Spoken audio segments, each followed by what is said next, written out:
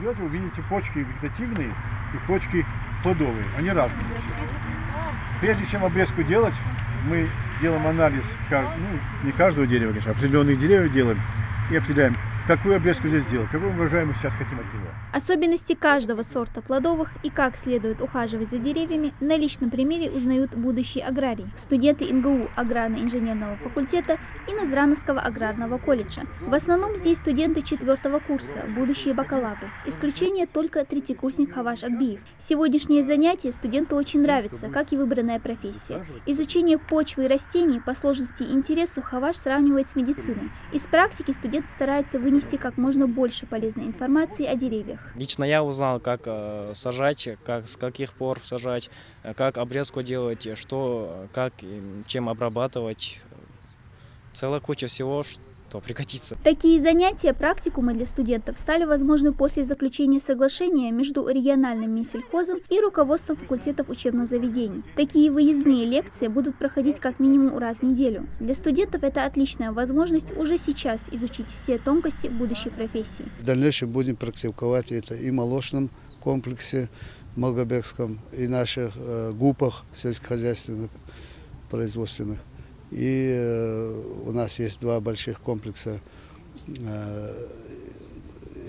теплиц, и будем увозить туда студентов для того, чтобы они на практике здесь проходили занятия и в дальнейшем трудоустройство этих студентов по нашей республике, Минсельхозе и предприятиях наших.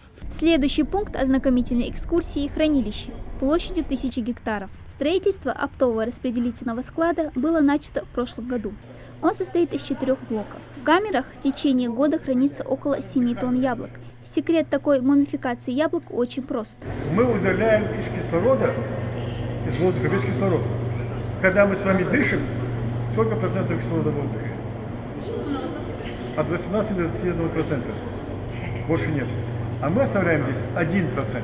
Вот мы с вами находимся в одном из самых, или не в одном даже, в самом современном фруктохранилище Российской Федерации. С объемом временного хранения 61 тысячи тонн. Это самый большой холодильник подобного рода. И вы видите за спиной самую современную в Европе линию по сортировке фруктов.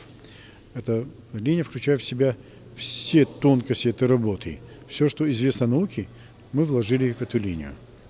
И вот скоро, буквально через 2 недели, будет торжественный пуск в эксплуатацию этой линии, этого объекта. Кроме десятка сортов яблок, в комплексе выращивают персики, сливы, нектарин, абрикосы, сливы и черешню.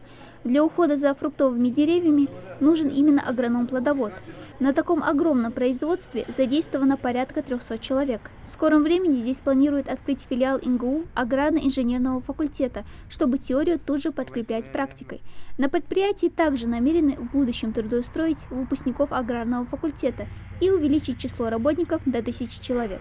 Дана Плиева, Рамзан Миржоев, Новости 24.